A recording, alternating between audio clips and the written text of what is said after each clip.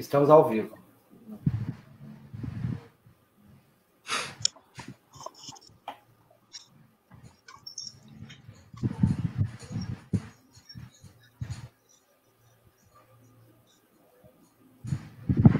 Pode começar, professora. Estamos ao vivo no canal do Laboratório no YouTube, no Facebook. Boa tarde. Sejam todos bem-vindos para o nosso último encontro do projeto suplementar, né, de ensino, educação, políticas e práticas educativas em tempos de distanciamento físico. E vamos fechar com chave de ouro. Temos hoje o professor Robério, né? Temos o professor Robério Paulino hoje, que vai discutir conosco o tema Estado Opressor e Civilizador, que é o título do seu livro, que inclusive consta nas nossas referências, nas indicações que foram dadas nesse projeto suplementar dentro desse semestre excepcional 2020.5. Eu vou, como de praxe, né, fazer a leitura do currículo do professor. Como eu sempre digo, é importante a gente contar essa trajetória, porque num país periférico como o nosso, todo o nosso esforço para nos qualificarmos é bastante árduo, né, e merece ser louvado. Então, o professor Robério, ele possui graduação em Ciências Econômicas pela Faculdade de Economia e Administração e Contabilidade da Universidade de São Paulo. Ele tem doutorado em História Econômica pela mesma universidade, Universidade de São Paulo, e pós-doutorado pela School of Oriental African Studies, University of London. Minha pronúncia é maravilhosa, né? Na Grã-Bretanha. Atualmente, ele é professor associado 2 do Centro de Ciências Humanas, Letras e Artes da Universidade Federal do Rio Grande do Norte, no Departamento de Políticas Públicas, e professor do Programa de Pós-Graduação em Estudos Urbanos e Regionais da UFRN. Tem experiência na área da economia do setor público, desenvolvimento econômico social, Estado e políticas públicas, economia internacional, geopolítica, história econômica geral, desenvolvimento regional, atuando principalmente nos seguintes temas: desenvolvimento econômico e social, gestão e avaliação de políticas públicas, economia internacional, desenvolvimento regional, formação econômica e social do Brasil, economia brasileira contemporânea. Vem acompanhando o desenrolar da crise econômica global, aberta em 2008, com artigos publicados e, em especial, pesquisando as transformações ocorridas na economia e no tecido social norte-americanos. Tem mais pesquisas em áreas estratégicas de países asiáticos, como Coreia do Sul e China. Também o livro que nós vamos... um dos capítulos desse livro, que foi publicado em 2017, O Estado como Opressor e Civilizador, da editora da UFRN, e que está disponibilizado no nosso repositório para baixar gratuitamente. E, atualmente, também é autor do livro Socialismo no Século XX, O que Deu Errado, publicado em 2008, com uma segunda edição já esgotada em maio de 2010 e uma terceira edição publicada em dezembro de 2017. Eu fiz ainda um resumo, porque tinha mais coisas, mas eu fiz um resumo, porque ele disse, não pode cortar aí algumas coisas, mas o que importa é saber que o professor tem uma larga trajetória nessa temática, bastante experiência, e vai nos ajudar, nós da linha de políticas, a pensarmos esse Estado, né, um papel do Estado nesse contexto que nós estamos vivendo de recessão democrática. A organização dessa roda de conversa, ela foi pensada da seguinte forma: nós temos algumas questões de partidas que vamos lançar para o professor, aí o professor fica à vontade para fazer as suas considerações a partir das perguntas. Depois que nós, que somos a equipe que faz parte desse projeto suplementar, eu, Jonathan, Pedro e Vitor, e Raquel, que é a nossa bolsista voluntária, mas que nesse momento, hoje ela não está, porque está em aula, nós estamos aqui no StreamYard para fazer esses questionamentos, mas podem também ser feitas questões no chat que vai estar disponível, tá? Então, essas são as questões para a gente dar o nosso pontapé inicial nessa roda de conversa. Jonathan, a palavra está com você. Pode me sumir aí, meu rosto.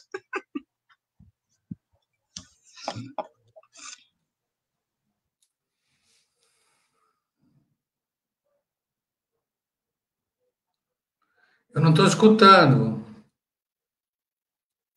Agora eu acho que sim.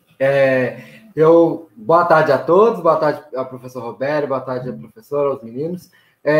Nós estamos falando sobre o livro Estado como Opressor e Civilizador, e aí é importante para a gente frisar que esse livro está disponível em PDF no repositório da UFRN para download gratuito. Então todos podem entrar e ficar à vontade. Eu gostaria de começar perguntando, professor, o que o senhor compreende como opressor e civilizador para designar esse Estado? Ou seja, esse Estado moderno, o senhor trabalha com o conceito de opressor e civilizador. A gente queria começar entendendo qual é o sentido que o senhor dá para esses termos, opressor e civilizador. Primeiro, boa tarde, professor André, o Jonathan, o Pedro Vitor e o Vitor Varela, né? Pedro Isaac, desculpem. Muito obrigado pelo convite, tá bom? Me sinto honrado, digamos, com o convite de vocês para fazer esse debate, né? É um debate bastante profundo. Na verdade, eu considero que é o debate do mundo, que o mundo faz no momento, né? Sobre o papel do Estado, com toda essa ofensiva neoliberal que busca reduzir o papel do Estado. E o fato do que os nossos inimigos fazem já nos dá uma certa pista para essa resposta, Jonathan, que você me pediu. Veja, o Estado são duas coisas. O título é um título contraditório propositalmente, né? O marxismo e as correntes socialistas em geral consideram o Estado como um agente de opressão política. As sociedades, elas não são neutras, as sociedades são sociedades divididas em classes, desde o passado, né, desde você pegar o Egito Antigo, você pegar o Império Romano, passar pelo feudalismo, até chegar ao capitalismo, nós vivemos em sociedades divididas em classes sociais. Tem a grande maioria explorada, oprimida, e você tem as minorias ricas, né, detentoras da riqueza, que terminam explorando e enriquecendo a partir da exploração do trabalho dessa maioria. No capitalismo não é diferente, né? Você vê aí, para mostrar, digamos, o capitalismo, esses dias, vê aí que mesmo na pandemia, né, os principais capitalistas do mundo enriqueceram, mesmo no Brasil, né, cresceu muito, né? Cresceu muito a riqueza dos principais donos de fortunas no Brasil em plena pandemia, que coisa absurda, né? População perdendo emprego, perdendo renda, perdendo salário, às vezes não tem o que comer, dependendo de um abono emergencial para sobreviver, e os ricos cada vez mais ricos, em plena pandemia. Veja, então não vivemos uma sociedade de classes. Tem muita gente que busca escamotear ou esconder o caráter de classe do Estado, como se o Estado fosse neutro. O que é o Estado, primeira definição? O Estado é essa instituição que se eleva sobre a sociedade como se fosse uma nuvem aqui em cima, né? Ou essa instituição, ou um conjunto de instituições, que é o executivo, os governos, né? Federal, estadual, municipal, o judiciário, o legislativo, o Congresso, a Assembleia, toda essa parafernália que está aí em cima, que existe para organizar, ou para oprimir, ou para submeter a sociedade, nós chamamos isso de Estado, né? Primeiro, uma grande instituição, ou esse conjunto de instituições, a gente chama isso de Estado Nacional. Então, primeiro, para definir o que é. É diferente quando a gente escreve Estado com letra maiúscula e quando a gente escreve Estado do Rio Grande do Norte. São coisas, nós estamos tratando de conceitos diferentes, tá bem? Tanto que quando a gente fala na literatura de ciência política, de educação, economia, Estado, está se referindo só de um país, está se referindo a uma ideia de uma instituição em todos os países, né? Que está aqui em cima. Esse Estado, ele não é neutro, a discussão é essa. Se uma sociedade ela é dominada, ela é controlada, ela é oprimida por uma outra classe, quem é o agente dessa opressão? É o Estado, com seus corpos policiais, né? Com suas organizações, suas instituições, seus juízes. Você nunca viu, dificilmente você vê quando tem uma greve, uma mobilização de trabalhadores, um juiz, por mais que aqui tivesse uma greve aqui na Guararapes, né? Trabalhadores entraram em greve, você dificilmente vai ver um juiz dando razão aos trabalhadores, condenando o empresário, mesmo que ele esteja 5, 6 meses, 1 ano de salário atrasado. Se tiver uma greve, o juiz vai fazer o quê? Vai mandar a polícia bater em quem? Às vezes não é porque o policial queira, né? É porque ele cumpre ordem. Aí bater no trabalhador. Por quê? O Estado, fica claro, é uma instituição com um caráter de classe. O Estado é um Estado, se a sociedade é capitalista, o Estado é um Estado capitalista. Então, se ele é um Estado capitalista, é evidente que ele tem que controlar, ele tem que servir a classe capitalista contra a classe explorada e oprimida. Então, nesse sentido é que eu falo que o Estado cumpre o papel de opressor. É isso que Marx pegou, é isso que Marx viu, né? Percebeu que, estudando a história lá do Egito Antigo, né, do modo de produção asiático, passando pelo feudalismo, capitalismo, o Marx, Engels vão estudar e vão perceber que o Estado, em geral, tinha sempre um papel de opressão das minorias, das classes ricas, minoritárias, contra a grande maioria explorada, né? Então, é disso que o Marx tratou. Mas, veja, eu vinha com a pulga atrás da orelha sobre essa questão há muito tempo, eu pensava que essa definição de Marx era, digamos, era insuficiente. Por que isso? Por que Marx vai fazer aquela visão de opressão? Primeiro, porque Marx viveu numa época em que, na primeira metade, ele começa a pensar o mundo, ver o mundo, na primeira metade do século XIX, 1830, 1840, né? Até 1870, ele está vendo o mundo. E o que era o Estado aí? Era centralmente, digamos, os Estados, os restos, alguns países já tinham acabado com o feudalismo, né? Mas a estrutura do Estado tinha muito ainda das monarquias, né? Dos castelos, aquela coisa toda. Era um Estado muito parasitários, que não exerciam qualquer papel progressivo ou civilizatório. Marx não poderia ter dito o que eu tento dizer, eu não quero aqui nem me comparar com Marx, né? Somos... Marx é um gigante, né? Nós estamos aqui tentando pela borda entender o que ele falou, mas eu acho que nós temos que entender centralmente o método de Marx. O Marx elaborava sobre uma realidade mutante, uma realidade que tem constante transformação. Não poderia ter visto muito, ele viu um pouco, eu digo, visto muito um papel civilizador do Estado.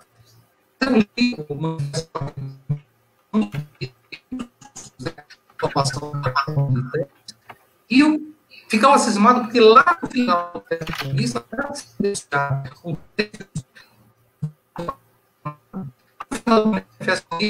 Marx que centralização do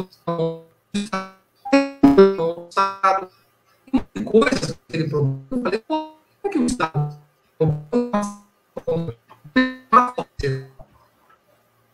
e aquilo vinha me intrigando já há muitos anos, né? Eu comecei a pensar, né?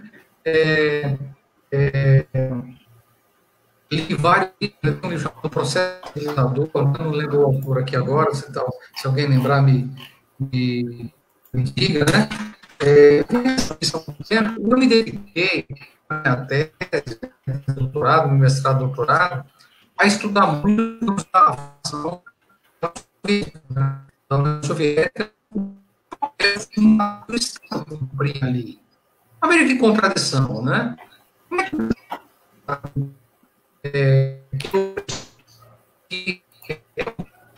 então, na referência, né?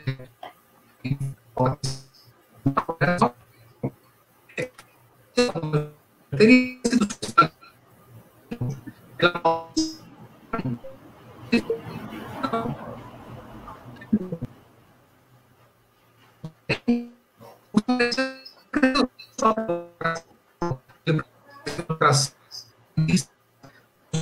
o que a gente chama de stalinismo. O Estado cresceu etc., com uma necessidade atrasada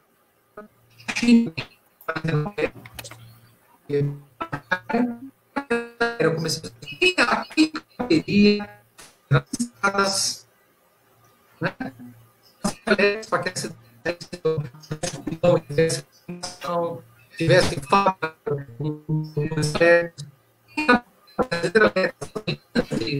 Professor, só um minutinho. Eu queria interromper o senhor um minutinho só. A gente está com um probleminha no áudio. Eu acho que é na conexão aí com o senhor. Eu vou remover e vou colocar de novo aqui para ver se volta. Tá bom, tá bom.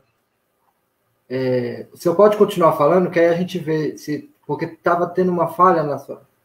Isso. Só um minutinho, por favor. A gente já retorna com o professor.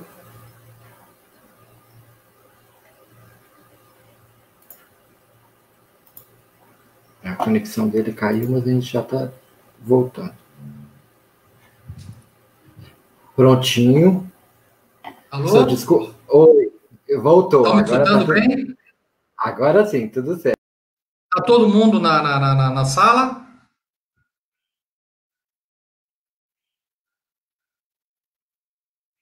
Está todo mundo na sala? Posso falar? Pode.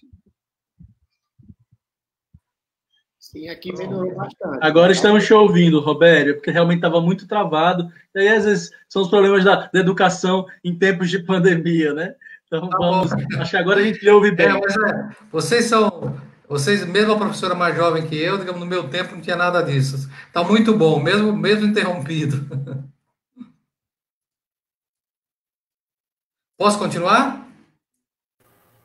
Pode sim, professor. Muito obrigado. Pode continuar. Agora deu tudo certo. Então, vejam. Então, eu começo a ver que o Estado, nesses países mais atrasados que fizeram revoluções socialistas, né? Eles tinham um papel de opressão, lamentavelmente, para o socialismo do século XX. A burocratização, o regime de partido único, totalitário, opressor, sim, dentro de um país de uma vergonha para o socialismo, né? O que foi todo o processo do stalinismo, porque enlameou, sujou o nome do socialismo, e nós pagamos caro até hoje por isso, né? A direita, quando vai falar do socialismo, fala, é aquilo, Partido Único, é o leste europeu que acabou, etc. E também acabou porque aquilo é ditadura. Eu, particularmente, nunca concordei com aquilo, como não concordo com o regime de Partido Único da China hoje. E hoje digo mais que a China já não tem nada de socialismo, a China já é um país capitalista, infelizmente, com o Partido Único, com a ditadura de um Partido Único, né? Mas veja, voltando ao assunto, o fato é que eu comecei a ver que o Estado tinha um papel de opressão, mas o Estado teve um papel fundamental, essencial, de acelerar o desenvolvimento econômico, tecnológico e social. Veja, a pergunta para vocês entenderem. Quem é que mantém a UFRN? A UFRN é uma universidade pública, mantida por quem? Pública é sinônimo praticamente de estatal. Não é exatamente igual, mas é o Estado Nacional que mantém. Através do Executivo, mas é o Estado. O governo, o Executivo é parte do Estado. Quem é que teve que fazer as hidrelétricas no Brasil? Não havia capital disposto a construir hidrelétrica, porque o investimento em hidrelétrica você faz e leva 20 anos para pagar o que você investiu. Um capital privado queria fazer isso. Quem fez as refinarias de petróleo, a extração e a refinaria de petróleo no Brasil? O Estado. Quem é que fez quem faz hoje e mantém no Rio Grande do Norte, em todo o Brasil, as escolas estaduais públicas, onde estudam 70% das nossas crianças e jovens? Estudam em escolas estaduais. Quem é que mantém? O Estado. Mantém a UFRN, mantém, digamos, as escolas estaduais, né, mantém a UERN. Quem é que, digamos, que organiza, mas mais que isso, mesmo quando não é tão visível, como isso que eu acabei de falar, quem é que mantém a organização da sociedade no sentido da coleta de lixo? A coleta de lixo é feita hoje por empresas privadas, mas quem é que administra? Quem é que fornece a água e tem que tratar a água? Quem é que controla o abastecimento de energia elétrica? Nessa pandemia, vamos para encerrar. Nessa pandemia, são os hospitais privados que tomaram a iniciativa de controlar? Ou será que é os hospitais públicos e os poderes públicos, os governos, que estão tendo que tomar a frente? Então, é isso que eu fui ver, e o que eu chamo de papel civilizador, né? Quando você pega os textos de teoria política, né, você vê muito, digamos, às vezes tem discussões que viajam ao sétimo céu, né, para falar do Estado com conceitos tão complexos, né? Eu estou tratando de coisas práticas, aquilo que importa para a sociedade de fato. Daqui a pouco nós vamos terminar essa live e à noite vai escurecer, nós vamos ter que acender a luz.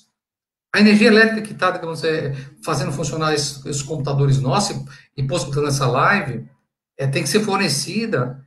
E isso eu repeti, essas empresas eram estatais e hoje quem controla é o Estado, né? A pandemia, quem está controlando é o Estado. Quem vai aplicar a vacina em todo o país não vão ser empresas públicas. Todos vocês passarem a mão aí no braço, tem uma marca de vacina no braço. Vocês tomaram onde? Hospital privado, foi isso? Mesmo as classes ricas, para não pagar, vão tomar onde? Vão tomar no posto de saúde público, ou seja, estatal. Então, é disso que eu falo. O Estado, ele tem um papel contraditório. Esse papel positivo que eu estou dizendo, ele não anula o papel negativo de opressão que o Marx viu. Eu não estou aqui condenando, fazendo que o Marx tenha cometido um grande erro, mas que o Marx não poderia ter visto o que viu.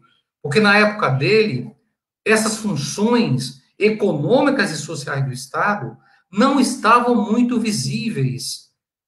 O Estado no feudalismo eram cortes parasitárias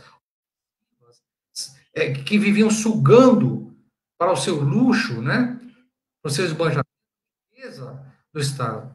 De lá para cá mudou muito. No final do século XIX, entrando pelo século XX, a arrancada em termos econômicos, em termos de construção da infraestrutura necessária à vida, foi muito grande. Na época de Marx não existia água encanada. Todo mundo tinha para tomar banho e pegar, tinha que comprar de alguém que trazia do Rio, ou no máximo um chafariz, no final do século XX, já depois da época de Marx. Em Londres se instalaram chafarizes, né, para tirar água, mas já é no final do século.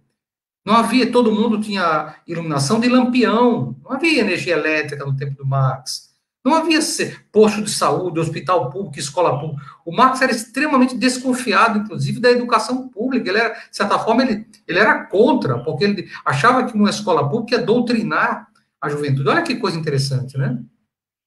O Marx era desconfiado da educação pública como o que nós fazemos na UFRN. Então não podia estar claro para ele. Então, não digo que o Marx errou. O Marx elaborou sobre o que ele viu. Esse é o marxismo vivo, né, que elaborava sobre a realidade. Além disso, havia uma pressão, eu digo no livro, muito grande das correntes anarquistas, das demais correntes socialistas, né? E o Marx está elaborando isso tudo num vulcão de lutas sociais. A Comuna de Paris, né? Com o movimento negando o Estado como um todo. Até hoje, você vê, digamos, se você pega, digamos, um jovem negro da periferia da comunidade do Rio de Janeiro, vai ser muito difícil ele dizer o que eu estou dizendo aqui. Porque, para ele, o Estado é o quê? É o policial dando tiro, matando a ele ou o amigo dele, numa comunidade do Rio de Janeiro ou na periferia de Natal. Mas veja, nós não podemos elaborar a partir da ótica só que a gente vê. Eu acho que a gente tem que se elevar um pouco, né, sobre a realidade aqui. O segredo de você interpretar e entender bem a realidade é você se elevar, sair daquela realidade e se elevar e olhar de cima. Quando você olha, especialmente no século XX, final do século XIX e século XX, o que fez a grande diferença entre os países não foi centralmente, digamos, só a economia, foi o papel do Estado. O que diferencia os países europeus, especialmente do norte, para ter um welfare state e um IDH muito mais alto que os demais? O papel do Estado. Por que os Estados Unidos é um país capitalista poderosíssimo, mas tem o IDH inferior a uma Finlândia? O que explica? Eles não têm sistema de power. Por que explica que os Estados Unidos agora tem o maior número de mortes do mundo? Não tem sistema público de saúde, estatal. Os países que foram melhores nessa pandemia são aqueles que têm um Estado mais eficiente na saúde, na educação, etc. Então, é isso que eu quis dizer. Então, o título do livro é a contribuir, uma modesta contribuição que eu procuro dar, eu escrevi o que me preocupava já há muitos anos, né? Que o Estado tem um papel contraditório. E qual é a minha conclusão? Se eu estiver certo, em minha opinião, mesmo uma sociedade socialista, olha que talvez pareça até arrogante de minha parte, né? Dizer isso contra tudo que os marxistas pensam. Mas, em minha modesta opinião, mesmo que acabem as classes sociais no futuro, vai acabar a função de opressão do Estado. Mas o Estado não vai acabar nunca. Nunca. Em minha opinião, mesmo na sociedade socialista, o Estado vai aumentar a sua função. Porque ele tem a função negativa de opressão, essa vai findar com o fim das classes sociais, mas o papel de organizador social, esse vai ser cada vez maior. Eu tenho a impressão que nós vamos caminhar, inclusive, para um Estado internacional. É isso, digamos que, portanto, o título do livro é esse, eu pego essa contradição. Eu tenho recebido aí elogios, não sei, muita gente me escutando, mas também escutei muitas críticas, né, de gente que sequer leu o livro e negou por completo o que eu digo, por quê? Porque aferrado a uma posição aparentemente principista, né, de defesa de Marx incondicional, do que Marx disse, né, mas eu tenho a impressão que se o Marx visse o século XX, o que nós estamos vendo agora, o próprio Marx estaria reelaborando sobre as funções do Estado. Veria que o Estado tem esse papel contraditório, um papel negativo, mas que também pode ter um papel positivo, civilizador. É isso que eu tentei dizer.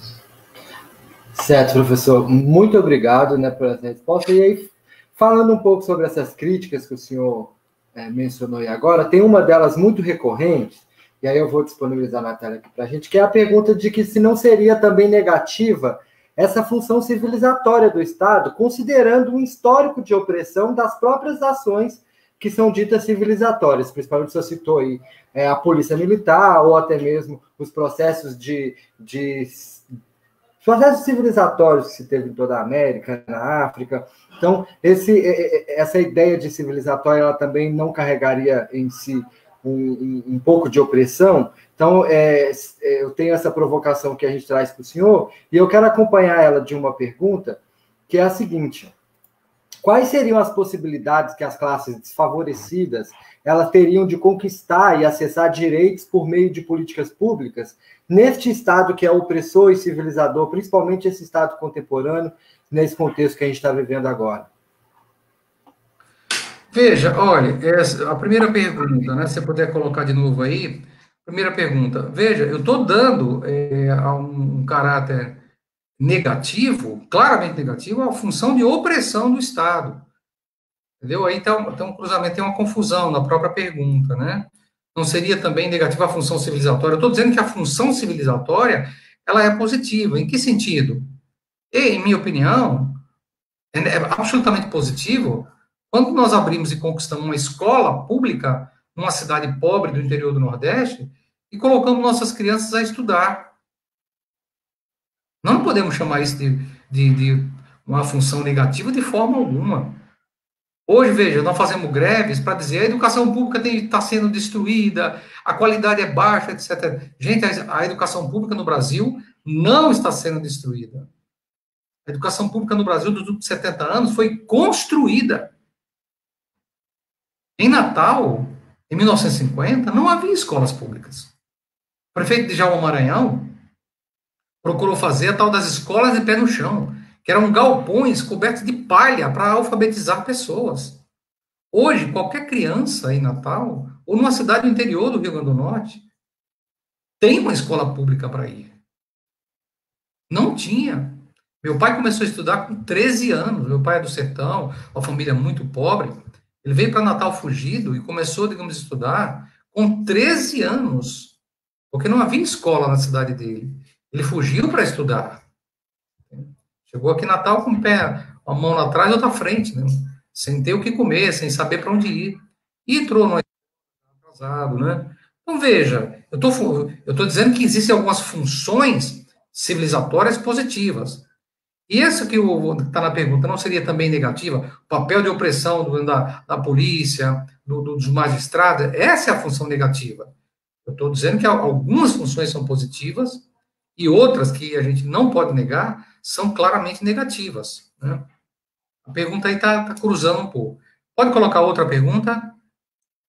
Olha, quais as possibilidades que as classes desfavorecidas têm de conquistar o acessar direito por meio de políticas públicas nesse Estado que é opressor e civilador? Todas essas, eu digo no livro, tem muita gente que procura dizer que as conquistas sociais foram dádivas do Estado, né? Não. Eu sou daqueles que acham que as conquistas sociais foram todas obtidas a partir da luta social. Se você pega um livro de um autor chamado, que eu recomendo a vocês, que está aí no livro, chamado Vicente Navarro, ele mostra como todo o welfare state, que vocês trabalham muito no curso de vocês, né? O estado de bem-estar social, ele não foi uma dádiva do capital. O capital foi forçado a conceder esses direitos. A Europa era um vulcão de lutas sociais no pós-Segunda Guerra Mundial. Um vulcão. As pessoas se mataram para derrotar o nazismo, morreram aos milhões, e no final da Segunda Guerra Mundial, o capitalismo cresceu muito, se recompôs em 30 anos, foi uma época de ouro, vocês sabem, né, The Golden Age, uma época de ouro do capitalismo, e os trabalhadores perceberam e foram para cima. Fizeram greves, sindicatos, fizeram, digamos, Maio de 68, o diabo, né, a juventude na França, e o welfare state na Europa foi uma conquista da luta social. Isso é tão assim. Quando você tem uma crise do capital, né, a partir da década final da segunda metade da década de 70, crise do petróleo, etc., e o capitalismo entra em crise, né, é que você abre o espaço para quê? Para o neoliberalismo, para cortar esses direitos sociais. E veja, a outra coisa que levou o capital a ser obrigado a conceder o welfare state foi o medo que o capital sentia das revoluções sociais. Às vezes um trabalhador aqui nos Estados Unidos, ou na Inglaterra, ou no Brasil, não tem noção de como ele tem muitos direitos sociais pela Revolução Russa, pela Revolução Chinesa, pela Revolução Cubana. Por quê? Porque o capital, com medo de revoluções em seus países, em outros países, se antecipou, buscou dar concessões sociais, como Getúlio Vargas fez, para tentar dar as concessões sociais e, ao mesmo tempo, buscar um pacto de paralisação da classe trabalhadora. O governo dá, desde que os sindicatos colaborem, certo? Foi isso que levou, digamos, à paralisação das lutas sociais na Europa, no pós-guerra. Você teve um aumento significativo do welfare state, mas uma diminuição, uma explosão inicial de lutas sociais, mas depois você terminou tendo uma domesticação dos sindicatos. O capital só conseguiu essa domesticação dos sindicatos ao fazer conquistas sociais. E o medo, e fez pelo quê? Pelo medo que sentia das revoluções sociais. A União Soviética, por mais burocratizada que fosse, punha medo no capital. E a maior prova disso, eu digo isso no livro, a maior prova disso é que quando explode, a União Soviética acaba, explode a União Soviética, o capital acelera a ofensiva neoliberal de retirada de direitos, porque já não se sentia ameaçado por ninguém. Então é isso, basicamente, eu acho que, respondendo a sua pergunta, a classe trabalhadora tem, digamos, muita condição de, dentro desse Estado capitalista, conseguir direitos, desde que lute muito. Tem muita gente, veja, diz que talvez alguns colegas, né, marxistas, socialistas, que talvez me critiquem, né, talvez achando que isso seja o que se chama na esquerda de reformismo. Não, eu não estou aqui propondo, dizendo o que nós temos que fazer, se é por dentro ou por fora, mas para mim está claro que o capital, quando tem medo, quando assustado, é obrigado a conceder. Assim que ele pode, ele retira, ele corta esses direitos, né? Mas quando o capital se sente pressionado, ele é obrigado a ceder. Veja 2013, subiu o preço da passagem em Natal. A juventude foi para a rua, revolta do busão, lembra? Depois manifestação no país inteiro. Era um governo do PT, inclusive. Eles tiveram que congelar o preço da passagem no país inteiro. Por medo do quê? Por medo de uma explosão social.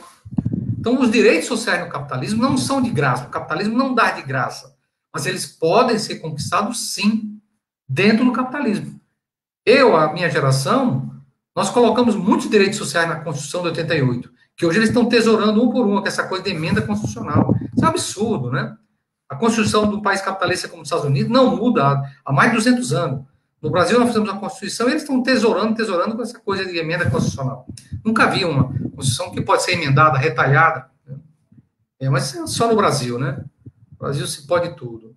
Mas, veja, nós conseguimos muitos direitos dentro do capitalismo. Então, é isso que eu estou dizendo. Você pode responder a sua pergunta. É possível conquistar dentro do capitalismo? Com muita pressão, muita luta social.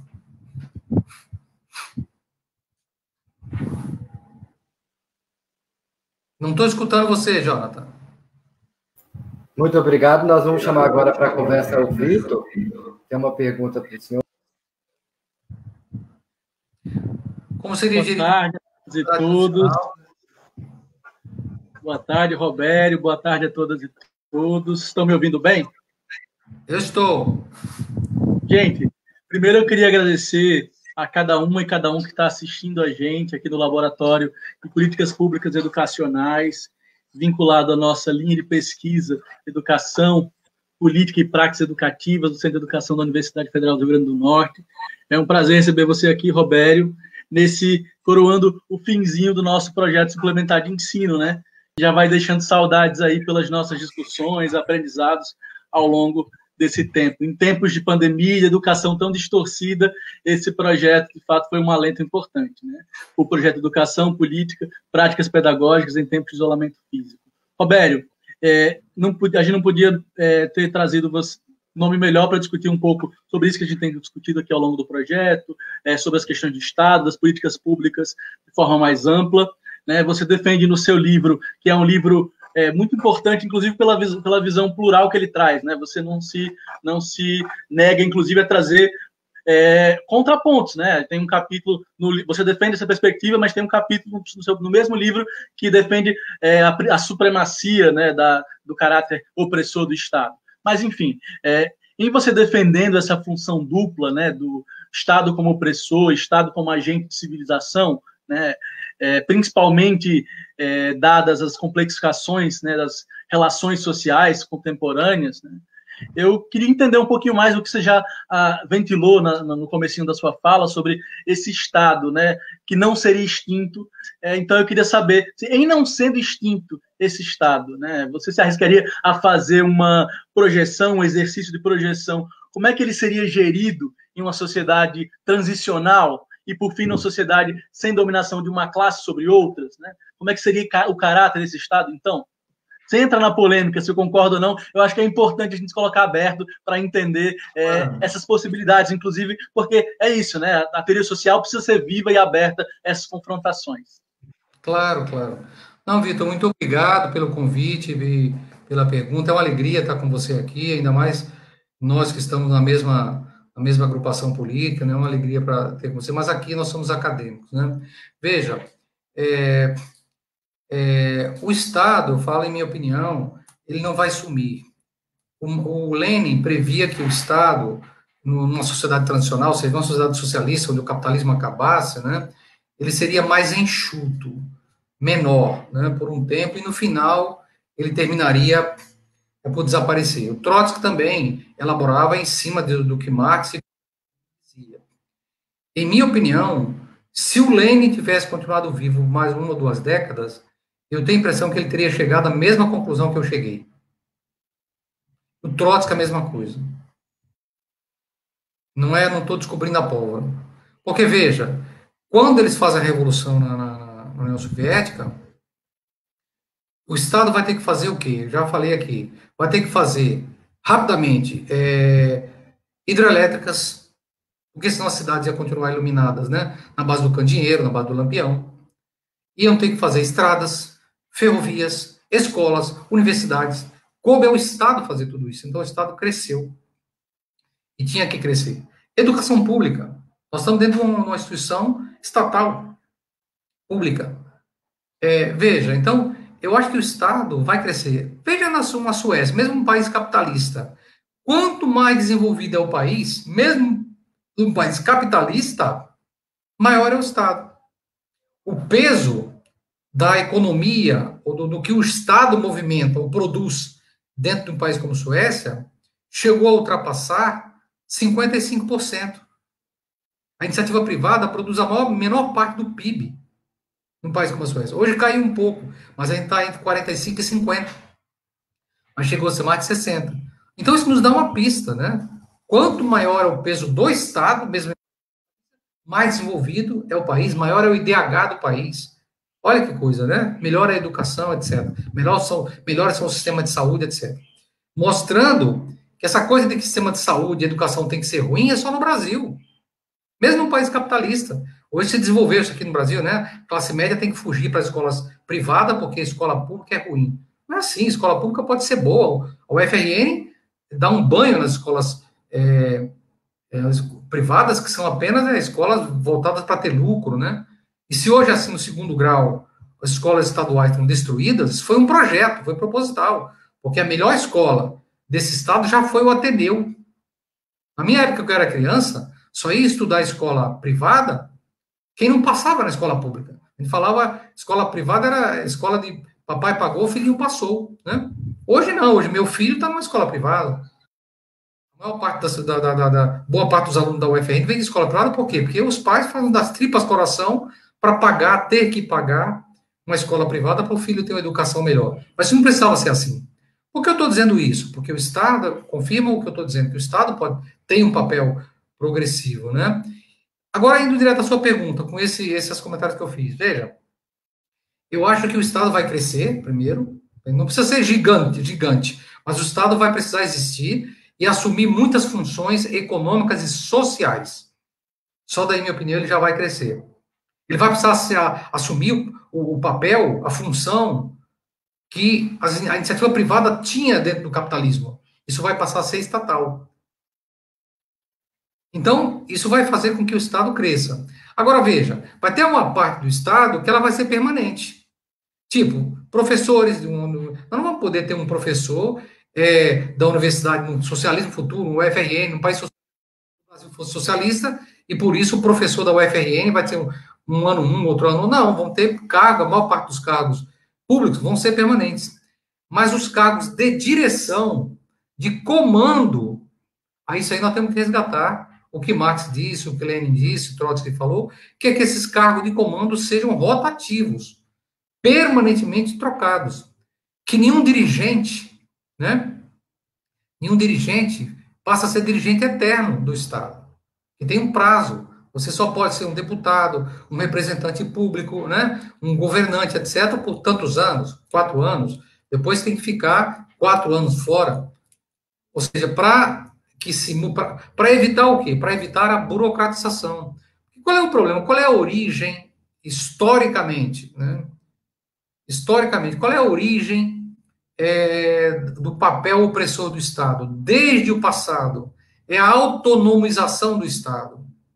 O Estado começa como algo necessário aos produtores, se for a história do Egito Antigo, do feudalismo, e com o tempo, os governantes, uma casta privilegiada, e vão defendendo seus próprios interesses contra os interesses da maioria, os seus privilégios, e vão cada vez mais se autonomizando da sociedade. Então, nós temos que, nesse Estado tradicional, Vitor, evitar esse risco. Então, cargos públicos como professores, médicos, né, trabalhadores públicos em geral, esses seriam permanentes, admitidos só por concurso. Mas os cargos de governo, de decisão, têm que ser rotativos. Primeira coisa, para não burocratizar, para não autonomizar, para não petrificar, para não ter privilégio. Segundo, não pode ter salários maiores do que a média de um trabalhador comum. Um deputado não pode ser como hoje no Brasil. 30 mil um deputado federal, 50 mil de ajuda dentária, né? Como denunciou aqui do senhor Agripino Maia, foi denunciado que gastava 50, 60 mil de ajuda dentária por ano, por mês, sei lá, coisas absurdas. Então você teria que colocar o salário de um deputado federal ou estadual na média de um salário médio dos trabalhadores. Que quem vai entrar aí não vai ter privilégio, não vai se burocratizar, se autonomizar.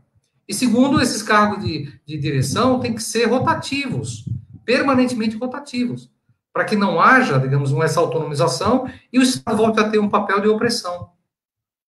O Estado teria apenas um papel funcional. Nessa sociedade de transição, o Estado vai ter um papel apenas funcional, de organizador social, nunca de opressão. Para isso, você precisa adotar medidas, né, que não permitam essa autonomização do Estado. A formação de uma classe dirigente que vira uma casta separada e diferente da maioria. Ou seja, quem vai dirigir o Estado ganha o mesmo e não é melhor do que ninguém. E a melhor coisa para isso é colocar Secretaria de Saúde do Estado. Esse ano vai ser os tais professor A, B e C. No ano que vem não é mais o professor A, B e C. É o C, D e E. O D, E e F. Pronto. Você vai revezando os cargos de direção para evitar essa burocratização. Dessa forma, você democratiza. Segundo, hoje, você poderia ser, nas decisões de Estado, você poderia envolver todo mundo. Porque veja, olha, nós estamos, que coisa. Nós estávamos dando aula presenciais. E, de repente, agora, eu acabei ontem um curso aqui do semestre 2020.5, né? Reuni 60 alunos na minha disciplina de forma online. Por que não usar essa tecnologia para que as decisões todas sejam absolutamente democráticas? Para envolver todos na decisão. Em vez de decidir num congresso, ou numa assembleia legislativa, ou na Câmara Municipal, qualquer decisão que caiba a cidade toda, que seja do interesse de todos, num clique, todo mundo participa da decisão. As propostas diferentes, né? São expostas, aqui nas redes sociais mesmo, todo mundo escuta e todo mundo vota. Ou seja, um Estado, quando os cargos sejam rotativos e tudo seja absolutamente democrático. Tá bem? É como eu penso, Vitor. Espero ter respondido sua pergunta. Respondeu sim. Agora eu queria chamar o Pedro para falar com a gente. Deixa eu adicionar o Pedro aqui. Queria aproveitar para agradecer a todos que estão acompanhando a gente aqui nessa live. Essa é a live de encerramento do semestre suplementar de ensino do projeto Educação, Política e Práticas Pedagógicas em Tempos de Distanciamento Físico. A gente está conversando hoje com o professor Roberto Paulino, que é do Departamento de Políticas Públicas, do Xixi lá na UFRN. E agora a gente queria chamar o Pedro para conversar aqui com o professor.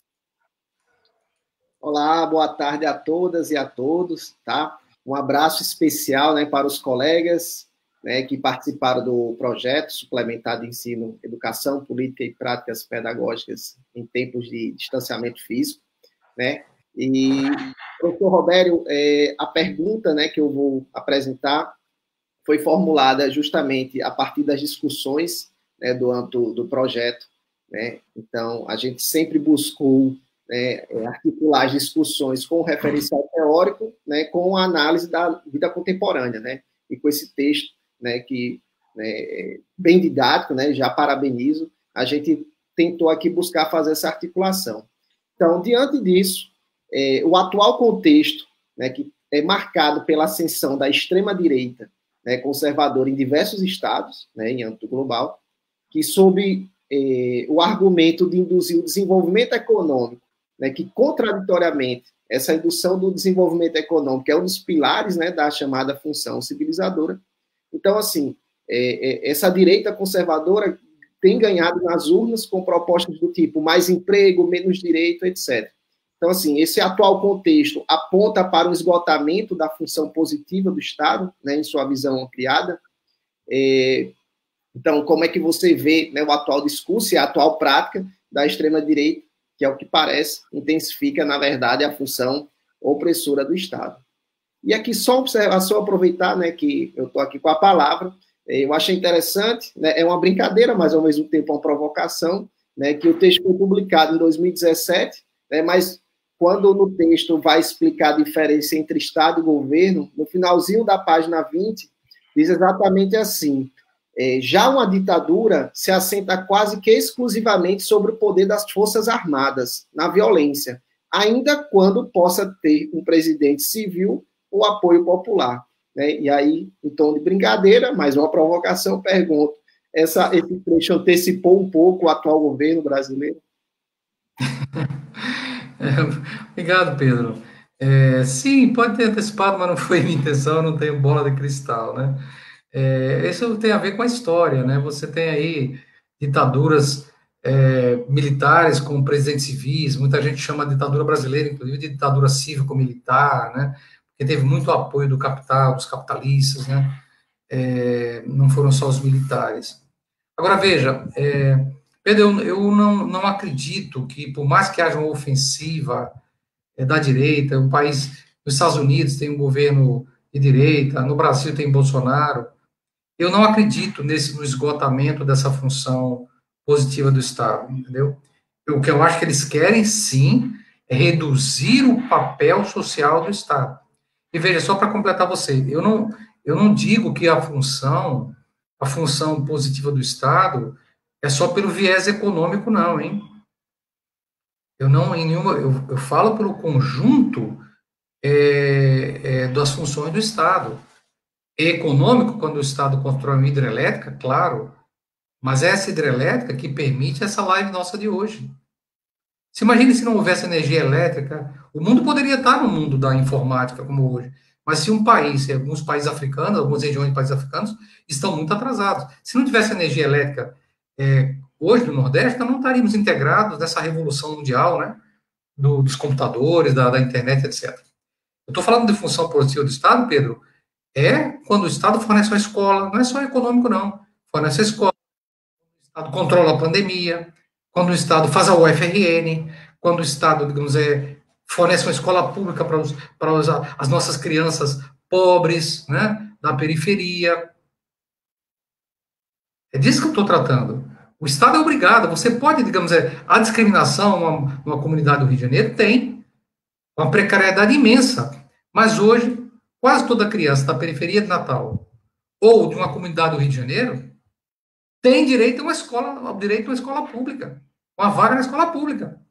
Na comunidade mais pobre do Rio de Janeiro, lá em cima do morro, há uma vaga para aquela criança. E se não houver, a mãe vai lá no juiz e o juiz obriga. Isso não existia há 50 anos. Repito, há 70 anos o Brasil era um país de analfabetos. Então veja, olha que coisa interessante. Apesar de toda a onda neoliberal na Europa, que começa em 1980, o peso do Estado pouco diminuiu. Pouco diminuiu. Porque a pressão social, a pressão da sociedade é tão grande que o capital não pode fazer tudo o que quer. Bolsonaro pode querer, Guedes pode querer cortar tudo, mas não pode cortar tudo. A população brasileira, veja, não pode pagar escola particular. Não pode.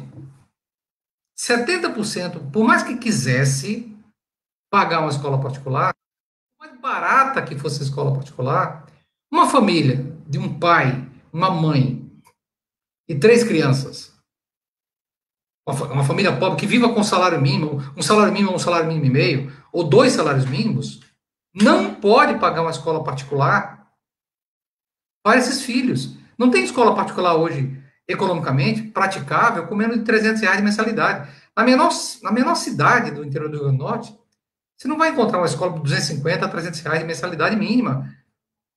Uma família pobre dessa não pode pagar essa escola. Mas além disso, tem a saúde.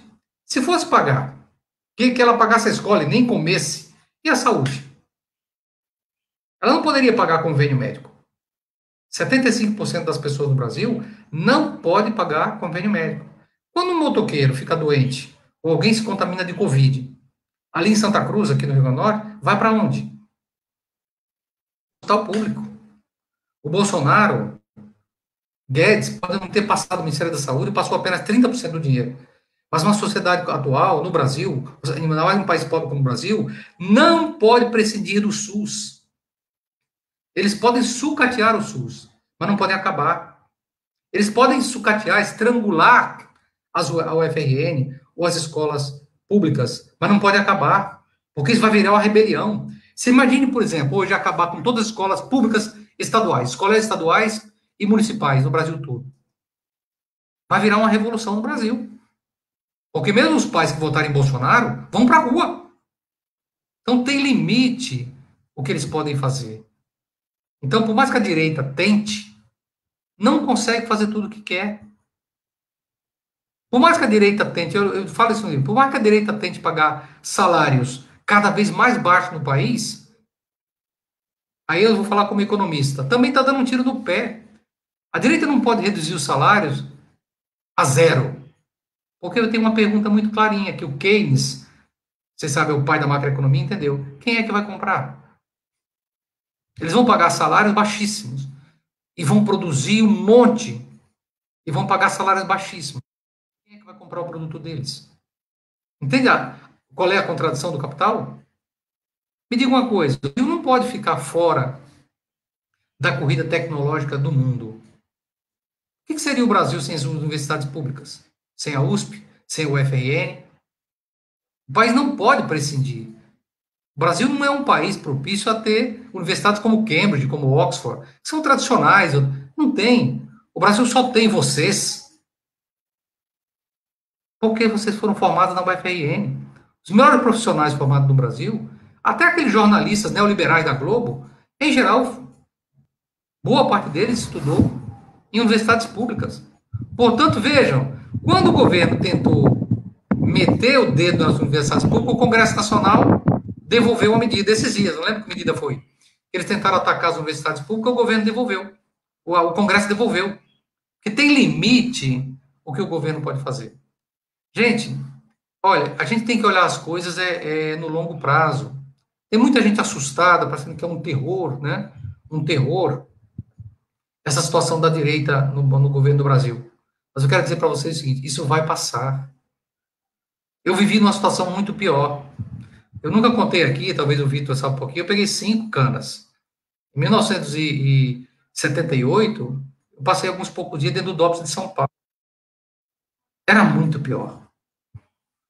Quando eu estudei no segundo grau, eu sou aluno, como o Vitor, aqui do IFRN, na antiga EDFERN. Na ditadura, eu tinha que entrar de calça de tergal com fio vermelho do lado, camisa branca e meia preta. A gente tinha que levantar todo dia a calça para um bedel, em geral um militar reformado, que ficava olhando. Se não tivesse com a meia preta, se a meia tivesse baixado, ele mandava a gente passar vergonha, ficar de cócora e levantar a meia. Se a camisa branca tivesse suja, voltava para casa. Era proibido na escola pelo diretor falar a palavra greve. E passou. A ditadura passou. Bolsonaro vai passar. E está passando mais rápido do que eu esperava. Está caindo nas pesquisas muito mais rápido. Estava ameaçando dar golpe, lembram? Há 2 meses. Agora eles mesmos já chegaram à conclusão que não tem condição de dar golpe. Pararam com essa conversa. Mesmo a base deles não aceita mais essa... O mundo todo não é um mundo mais para ditaduras. Pode haver retrocessos? Pode. Pode ser que eu seja um otimista em excesso, mas eu sou otimista, né? Eu acho que isso vai passar. Vai passar. Vamos ter tempos melhores, com certeza, né? E a função civilizatória do Estado, para lhe dizer, eles vão tentar reduzir o papel do Estado. Reduzir. Mas, em minha opinião, o neoliberalismo está na contramão da tendência histórica. Por que esses caras têm tanta força? Porque a nossa educação, lamentavelmente, não é libertadora. Não é uma educação que crie consciência, educação mercadológica ruim. Né? Mas hoje, vejam, olha, apesar de dizer educação é ruim, etc., a situação da humanidade hoje, mesmo embaixo do capitalismo, gente, eu vou dizer uma coisa, talvez vocês não acreditem, é muito, muito, muito melhor do que era há 50, 70 anos. Professora, há 100 anos as mulheres não votavam. Professora, há 140 anos, os negros eram escravos na porcaria desse país. E nós conseguimos acabar com essa excrescência da escravidão. Hoje as mulheres votam. Hoje os jovens são muito mais críticos. A educação é ruim nas escolas públicas? É. Mas há 70 anos não havia educação pública. E hoje existe. Mesmo dentro do capitalismo, são conquistas. As universidades públicas, sabem quantos alunos tinham a UFRN há 20 anos? A UFRN devia ter 8 mil alunos, 9 mil alunos. Hoje tem 35 mil. Nós conseguimos ampliar. Um dos poucos do governo do PT foi a ampliação das vagas nas universidades públicas, e aqui tem que dar o mérito, dar o crédito a quem tem esse crédito, né? Sou muito crítico, digamos, a decepção que o governo do PT, em minha opinião, abriu espaço para a direita. É minha visão, pode ser que vocês não concordem, eu respeito, como disse o Vitor, sempre respeito a opinião alheia, quem tiver. Em minha opinião, digamos, a decepção com os governos do PT no Brasil abriram espaço para a ascensão de um governo de direita, lamentavelmente. Mas eu acho que, apesar de tudo isso, a roda da história roda para frente. Há um risco de uma guerra, um conflito, terminar metendo a humanidade, digamos, de volta à barbárie, e existe. Muitos pensadores socialistas diziam, não vamos para o socialismo, ou vamos para a barbárie. O risco da barbárie existe. Os botões atômicos estão aí, né? Basta disparar o primeiro para chover de bomba atômica, digamos, incendiar a humanidade inteira, tocar fogo na atmosfera. Hoje as bombas humanas têm condição de tocar fogo, incendiar a atmosfera toda. Tem. Eu não sou tão otimista quanto o Yuval Harari, né? O livro Homo Sapiens, o Sapiens e o Homo Deus, que eu sugiro a todos vocês que leiam. Muita gente leu o Sapiens, achou maravilhoso, e eu achei muito melhor o segundo livro dele, do Harari, que é o Homo Deus. Muito melhor do que o primeiro. Ele é muito otimista, ele acha que essa época do desastre total, da barbárie, está superada, da possibilidade de uma guerra atômica está superada, né? Eu não sou tão otimista como ele. Eu acho que o risco de um retorno da humanidade à barbárie existe. Guedes, Bolsonaro é a barbárie, expressão da barbárie. Mas, em minha opinião, isso é passageiro. É passageiro, tem que ver com os erros da esquerda. A esquerda não tirou as lições que devia ter tirado. Não fez o que devia ter feito. Né? Teve a chance de continuar no governo e pisou na bola, me perdoe, é minha opinião.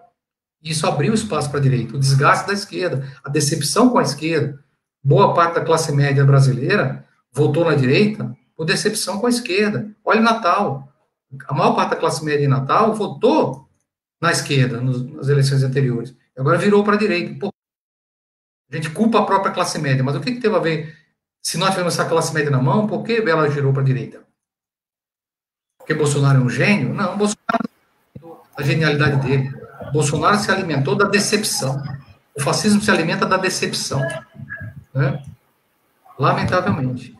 Eu queria aproveitar o gancho, professor. Terminar. Não vejo que o atual contexto vai levar ao esgotamento dessa função positiva do Estado.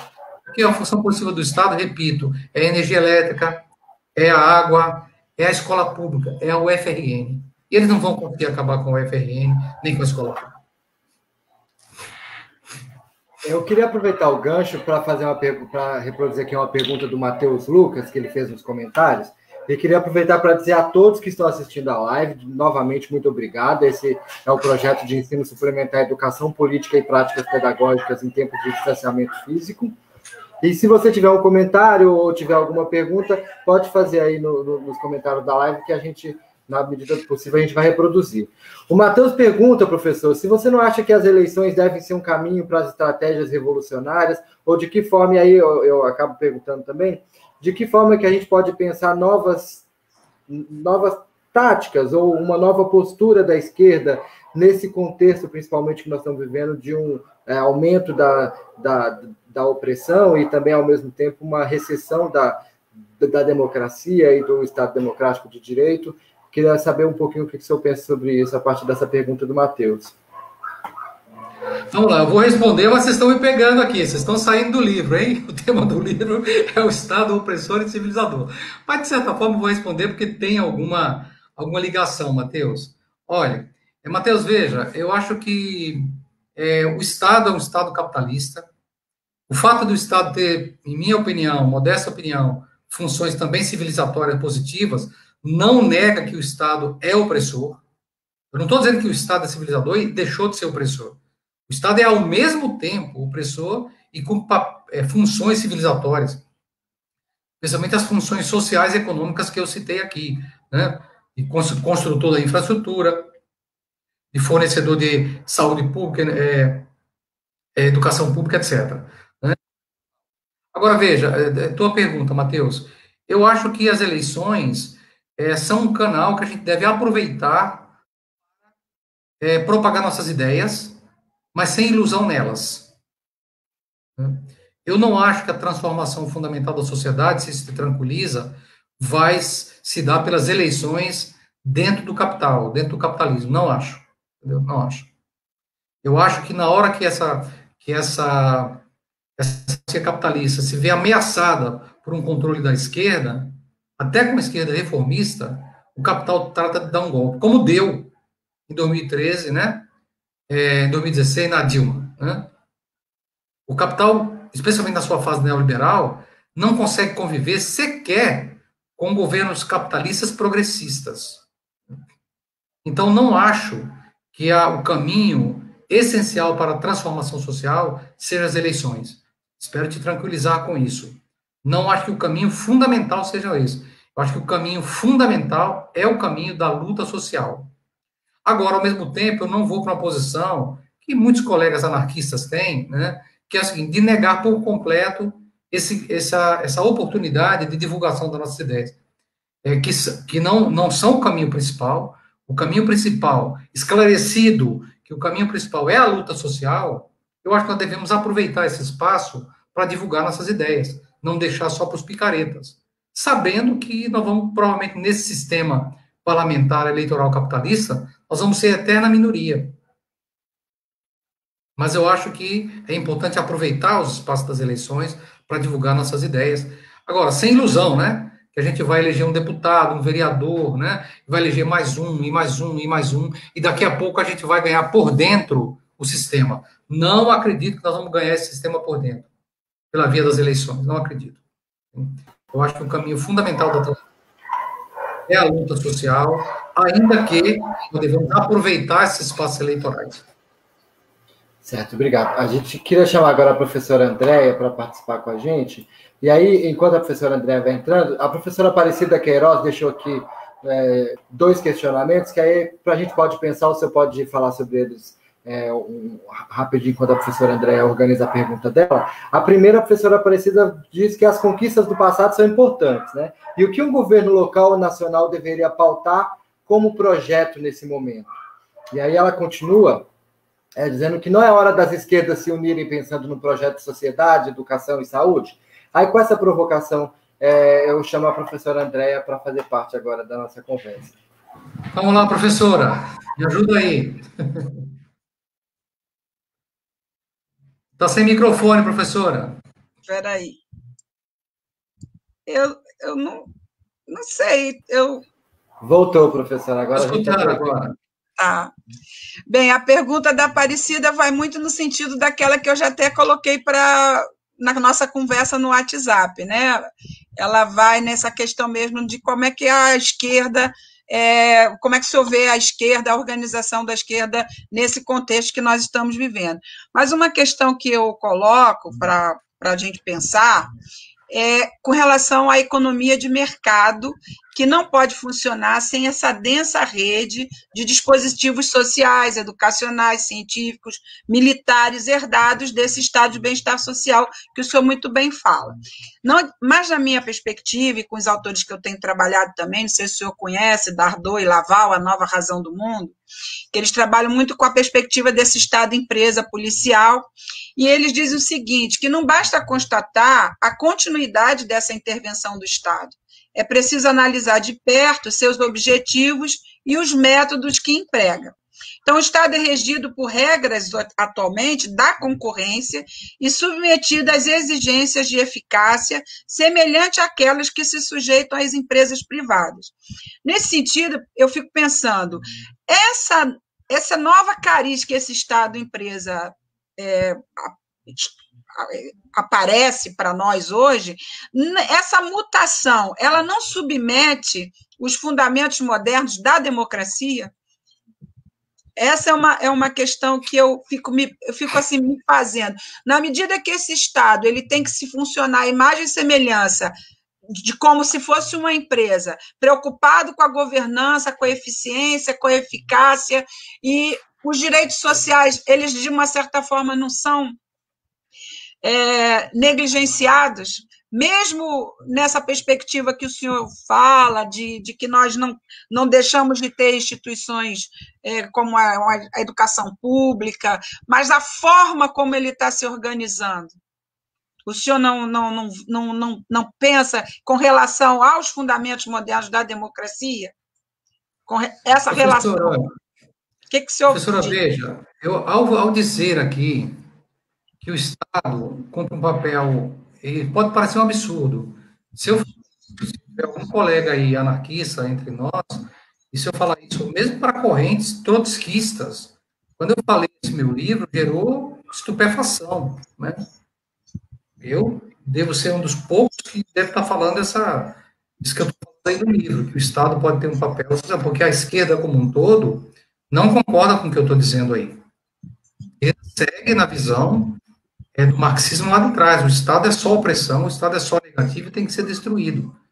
O que eu digo é outra coisa, que a história caminhou noutra direção.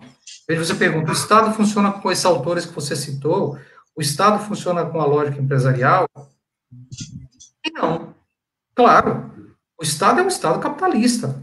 O Estado, ele procura proteger os interesses dos capitalistas. Veja, o Estado brasileiro hoje pega 40% do orçamento federal e transfere para os banqueiros através do pagamento da dívida pública. Isso é um roubo. As pessoas acham que o maior roubo no Brasil é a corrupção. Não é. Existe a corrupção legalizada. Se quem quiser ver isso aí, eu sugiro ler a página da Auditoria Cidadã da Dívida, que é muito bem construída e dirigida pela Maria Lúcia Fatorelli, vocês devem conhecer. Digitem aí, Auditoria Cidadã da Dívida, vocês vão ver quanto do orçamento federal é roubado todo ano para a dívida pública, em torno de 40%, em outros países até mais. Então, o Estado, ele é gerido sob forma capitalista, eu não tenho dúvida. Mas veja, o Estado, ao mesmo tempo que é um Estado capitalista, opressor, ele não pode fazer tudo que os capitalistas querem. É isso que eu quero dizer. Nesse sentido, leia o texto do professor Lincoln, que nos deixou. O Estado tem um certo grau de autonomia, mesmo em relação aos capitalistas. O Estado, veja, é capitalista. O Estado é dirigido pelo capital, é um Estado de opressão, mas esse mesmo Estado não pode fazer tudo o que os capitalistas querem. O Estado brasileiro hoje não pode acabar com a educação pública para as crianças brasileiras. Não pode. Por mais que os capitalistas queiram. Porque a sociedade não aceita. Esse Estado, lembra? O Estado não é tudo. A sociedade é maior do que o Estado. E a sociedade não aceita que o Estado faça tudo o que quer. O Estado, lembra, é essa nuvem que tem aqui por cima. Mas o Estado não se sustenta com essa nuvem se não for com pés que ele se mantém sobre a sociedade. E quem são esses pés? O apoio das pessoas. Então, até o Bolsonaro, para negar a Covid, tem que ir para a televisão e dizer: o governo federal está fazendo tal, está fornecendo. Ou seja, qualquer governo, qualquer Estado precisa de apoio na sociedade. E o Estado não pode, então, fazer tudo contra a sociedade.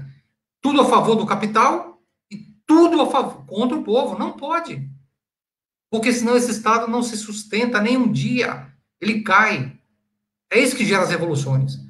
Quando os Estados se autonomizam a um ponto que passam a defender os seus próprios interesses dessa casta e já não ligam nem um pouco para o que está na base da sociedade. Então, mesmo uma ditadura militar, o Estado não pode servir somente ao capital. O Estado também tem que oferecer algo para a sociedade, entendem? Porque senão ele não se sustenta. É muito contraditório.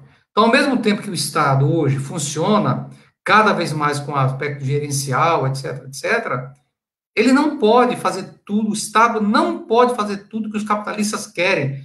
Apesar de ser um Estado capitalista, o Estado capitalista não pode servir só ao capital. Senão ele cai. Tem revolução. Então eles precisam dar conta também de oferecer essas coisas para a população. Nenhum país atual, a população aceita não ter mais educação pública ou educação. Repito, você imagina o que seria no Brasil no momento se não tivesse o poder público, os hospitais públicos, controlando a pandemia? O escândalo que seria. Já teria tido revolução na rua. Veja, nós estamos em plena pandemia, não é isso? No sistema capitalista. Mas o governo, aqui no Rio Grande do Norte e no resto do país, foi obrigado a aumentar os leitos de UTI. E eu tenho a impressão, suspeito, que os trabalhadores da saúde, médicos e enfermeiros, vão fazer um reboliço nesse país, na saída dessa pandemia, que vocês não têm noção. Vão cobrar a fatura.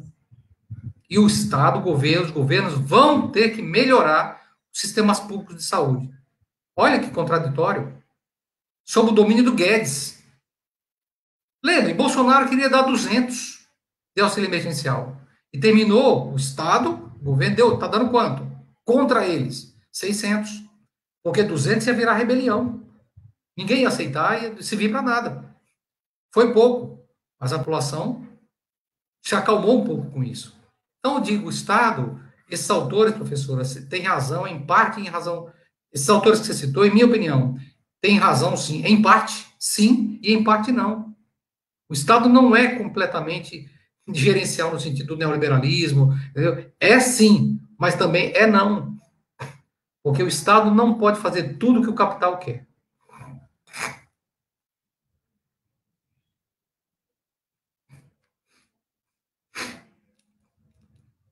Agora, só uma coisa, você falou, a noção dos métodos fundamentos modernos da democracia, primeiro nós temos que discutir qual democracia, né? Nós estamos vivendo, eu não gosto, professora, de usar essa palavra democracia. Democracia, para mim, tem gosto, cheiro e cor. A democracia que nós vivemos, a democracia capitalista, certo? Muitos autores que tratam a democracia como uma coisa abstrata, né? O regime democrático, isso não existe. A democracia, o regime democrático, em minha modesta opinião, isso não existe. Democracias parlamentares capitalistas. Democracia capitalista, é o que nós vivemos hoje nos Estados Unidos, na Europa, no Brasil, todo lado. A noção de Estado como empresa não submete os fundamentos modernos da democracia? Eu acho que não. Eu acho que esse Estado capitalista, gerencial, ele é perfeitamente, digamos, compatível com essa democracia capitalista. Veja aí a reforma da Previdência, reforma tributária, que vamos fazer agora. A bola está cantada, né? Próxima reforma tributária para baixar impostos, em vez de tributar as fortunas, tributar o capital, eles vão baixar os impostos para o capital. Eles só vão manter Bolsonaro no governo para fazer as próximas reformas. E uma delas é essa. Bolsonaro vai ficar aí, eles vão manter o Bolsonaro enquanto o Bolsonaro for útil. Bolsonaro foi útil para a reforma da Previdência, foi útil para a reforma trabalhista e vai ser útil para a reforma tributária para baixar impostos para os ricos e para o capital. Então, veja, eu não acho que seja, não submete, essa noção do Estado como empresa, não submete, não é contraditório com os fundamentos da democracia, porque a democracia é uma democracia capitalista que se coaduna muito bem, né, com esse Estado gerencial do capital. Okay. Espero ter respondido, professor. Obrigada. Certo, muito obrigado, professor Roberto. A gente está caminhando agora para as considerações finais. E aí, como uma provocação final, tem uma obra nova que acabou de sair do forno sua, que é o Século XXI, Mundo em Convulsão. Né? É um material que também está disponível no repositório da UFRN, em PDF de forma gratuita. Nós estamos disponibilizando aqui o link de acesso Estamos disponibilizando aqui o link de acesso nos comentários para que todos possam baixar a obra, fazer o download do PDF, é um material excelente. E aí, como uma provocação final, nesse contexto de mundo em convulsão do século XXI, e principalmente agora, nesse período da pandemia, em que a gente tem percebido, como o senhor acabou de falar, essas novas configurações do Estado, novas demandas que os grupos organizados, principalmente agora o grupo da saúde, mas nós também estamos vivendo esse contexto da educação, tivemos a recente aprovação do Fundeb, depois de muita luta. E a gente está nesse contexto, e aí eu queria saber do senhor quais são as perspectivas que o senhor faz para esse Estado, e principalmente trazendo um pouco para a nossa realidade aqui no Brasil, nesse contexto todo, de que forma que a gente se insere aí nesse mundo em convulsão? Como que nós, brasileiros, estamos inseridos nessa convulsão do mundo do século XXI? E aí eu queria aproveitar e que o senhor pudesse fazer suas considerações finais, agradecer novamente a todos que participaram da nossa live. Esse vídeo vai estar disponível no nosso canal do YouTube do Laboratório, nós vamos disponibilizar o link aqui também na descrição. Muito obrigado a todos, muito obrigado novamente, professor, e a palavra agora com o senhor novamente. Gente, primeiro eu agradeço, tá bom? O convite de vocês. Mas vamos falar primeiro, antes dos agradecimentos, do livro, né? Lamentavelmente, a gente de fazer o lançamento. Eu estou aqui para mostrar para vocês, isso aqui é o primeiro exemplar, né, do livro impresso. O livro digital já está no repositório. Agora, eu não sei, eu acho que eu sou muito chato, né, e eu acho que como é uma editora universitária, editora da UFRN, que merece um trabalho muito... eu fui muito rigoroso na revisão dos capítulos, e depois eu mesmo, como organizador do livro, revisar os distintos capítulos de vários colegas, a gente passa na revisão da editora, né? E foi feita uma revisão muito rigorosa na editora, mas que, infelizmente, em minha opinião, introduziu alguns errinhos pequenos. Então, eu tive que revisar os revisores. E achei que a edição está muito boa, a edição que foi para o repositório, mas constou alguns errinhos lá, de troca de referências de um capítulo com o outro, entendeu? Que a gente está tendo que corrigir. Então, nós fizemos uma pequena, não foi divulgado ainda, apenas esse aqui é um dos exemplares, né, que eu recebi para fazer a revisão. Nós fizemos uma tiragem muito pequena, né, do impresso. Eu segurei na gráfica para fazer essa revisão, né, e a revisão foi feita. Agora nós vamos fazer, passada a pandemia, ou mesmo agora no finalzinho, vamos fazer a edição impressa e vamos fazer o lançamento. O que esse livro faz, né? Esse livro procura capturar as principais características ou tendências do cenário internacional, coisa que a gente precisa fazer, né? Nós aqui no Rio Grande do Norte, na própria UFRN, você pega aí 90% dos trabalhos, né, de TCC, trabalho final de curso dos alunos, monografia, em geral versam sobre a questão da educação na cidade tal, no Rio Grande do Norte, tal, quando muito alguma coisa sobre o Brasil. E quase zero versam dos nossos trabalhos acadêmicos, né, versam sobre problemas internacionais.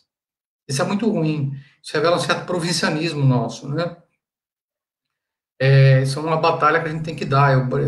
Quem já cursou disciplinas comigo, sabe, né? O Jonathan, por exemplo, fez uma disciplina comigo, né, Jonathan?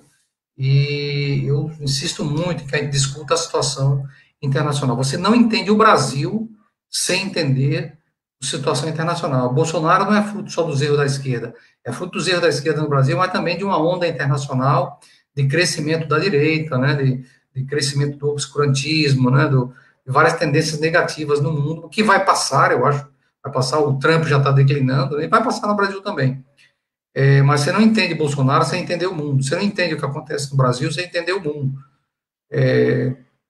Então, a gente fez esse livro para discutir o que está acontecendo no mundo. Então, tem vários colegas, né, não só daqui do Rio Grande do Norte, tem alguns colegas aqui da UFRN, tem colega da Inglaterra, né, 3 colegas da Inglaterra, tem colega de São Paulo, um colega do Rio Grande do Sul, de várias universidades públicas aí no livro, né? Então, se vocês puderem ler, eu acho que vão ganhar, porque é um debate sobre a situação internacional. Evidentemente, não é uma análise como normalmente a esquerda faz, das características dos conflitos sociais, da correlação de força entre as classes sociais. Não é isso. O livro analisa isso também, mas analisa os aspectos mais estruturais, as mudanças estruturais pelo qual o mundo está passando. Por exemplo, vou dar só um exemplo, né? O Ocidente vive um processo agudíssimo de desindustrialização, de perda da sua indústria e envio dessa indústria para a Ásia, especialmente para a China. Isso é uma coisa histórica. Hoje a China, para vocês saberem, já tem a maior indústria do mundo. A indústria chinesa já é muito maior do que a indústria norte-americana. Isso é histórico, porque durante todo o século XX, a maior economia do mundo foi a economia dos Estados Unidos, e hoje já não é. Em termos nominais, o PIB norte-americano ainda é maior, um pouco maior do que o da China, mas em termos de paridade do poder de compra, a China já tem uma economia maior do que a economia norte-americana, incluindo todos os setores. Mas na indústria, a indústria chinesa já é muito maior que a indústria norte-americana. Veja, isso é uma mudança profunda, né, paradigmática, porque a indústria norte-americana foi, durante um século, né, a maior indústria do mundo. Hoje já não é assim. Então, o que eu analiso são esses aspectos mais estruturais, né, estruturais que ocorrem no mundo, mas também as tendências, essa tendência, né, da volta do fascismo, do obscurantismo, ou seja, vários traços econômicos, sociais, né, políticos do que estão acontecendo no mundo. Se vocês puderem ler, nos dar um retorno, a gente agradece. É um debate, né? né? Então é isso, existem vários colegas, eu agradeço, inclusive, aqui pela divulgação, nem esperava que vocês colocassem, mas está aí à disposição, está no repositório, e muito breve, quando a gente puder se encontrar, vamos fazer um lançamento presencial, tá bom? Gente, muito obrigado, mais uma vez, pelo convite, a professora Andréia, o Jonathan, né, o Pedro Isaac, o Vitor Varela, pelo debate, belíssimo debate aqui com vocês. Espero ter atendido, digamos, as inquietações. Esse debate é um debate que não vai parar nunca, né? Um debate que a gente poderia ficar aqui horas e horas debatendo, porque nós não estamos debatendo o que está no meu livro, nós estamos debatendo, na verdade, o futuro humano, né? As grandes questões que a humanidade discute, o Estado, os direitos sociais, o futuro da humanidade, é capitalismo, é socialismo, qual é o papel do Estado? Tem que destruir esse Estado? Sim, no seu aspecto, digamos, é negativo, ele tem que ser destruído, esse Estado, mas no aspecto civilizatório, meu opinião, ele vai se manter. Então, nós estamos discutindo aqui nessa live as grandes questões humanas que tocam a humanidade, o futuro da humanidade, né? Então, parabéns aí pelo nível do debate, pelas perguntas, né? Espero ter correspondido, né? E parabéns ao programa de vocês aí, né, por fazer uma live, um debate tão profundo, né, como esse. Eu gostaria muito que todos os departamentos da UFRN fizessem o que vocês estão fazendo aqui, né? Mas, infelizmente, não é o que ocorre, né? Então, vocês estão de parabéns, muito obrigado, e muito obrigado a todos aí que assistiram de casa, né, e espero, em muito pouco tempo, encontrar cada um de vocês para lhes dar um abraço, tá bom? Obrigada, pela sua disponibilidade. E, assim, no meu ponto de vista, que ando bem, eu não ando otimista, para mim foi bom, uma injeção de ânimo, porque eu estou mais voltada mesmo para achar que nós estamos caminhando para a barbárie. Então, a sua fala, de uma certa forma, ela me revigorou, porque é bom ouvir um especialista dando esse ar de positividade, que, de fato, eu não estou com essa lente otimista do contexto histórico que nós estamos vivendo. Infelizmente, mas eu quero guardar dessa live esse aspecto que o senhor levanta, que foi muito positivo, e aspectos que eu também, algumas questões, há uma discordância da forma como o senhor enxerga, mas é assim que a gente... É assim que a academia tem que ser, plural, com diferentes visões, tá certo? Mas vamos ter outras oportunidades para nós nos encontrarmos, trocarmos ideias presencialmente. Eu tenho essa esperança também. E muito obrigada, professor. Receba meu abraço, professor. Tá bom, muito obrigada. Nós agradecemos a todos que acompanharam, né, essa live. Nós encerramos com isso o semestre suplementar de ensino 2020.5, com o programa, com o projeto de ensino suplementar Educação Política e Práticas Pedagógicas em Tempos de Distanciamento Físico. Foram 6 videoaulas, todas as videoaulas estão disponíveis lá no nosso canal do Laboratório de Políticas Públicas e Educacionais, LAP UFRN, no YouTube. Essa videoaula também, essa live, essa roda de conversa vai estar disponível também lá no nosso canal. Gostaríamos de convidar a todos para o próximo semestre, onde nós traremos uma nova etapa desse nosso projeto de ensino suplementar, dizer o quão é importante debater política, o quão é importante debater Estado, sociedade, e o quão é importante debater com especialistas, né? A gente resolve os problemas que são sociais com ciência, né? E a ciência, ela se faz em vários espaços, e aqui, como nós estamos num canal que é de um laboratório de políticas públicas, nós sempre temos a alegria de trazer pesquisadores renomados, e aí a presença de hoje foi do professor Robério Paulino. Nós discutimos sobre a obra O Estado como Opressor e Civilizador, e aí no finalzinho a gente deu uma apresentada nessa nova obra que ele organiza, que é O Século XXI, o Mundo em Convulsão. As referências que foram utilizadas estão todas na descrição e aqui nos comentários do vídeo. Novamente, muito obrigado a todos, tenham uma boa tarde e até a próxima. Ok. Tchau, gente. Obrigada. A gente vamos a vocês todos e todas, gente. Vamos nos encontrar e se cuidem. Já nas ruas. Se cuidem. Tchau, tchau.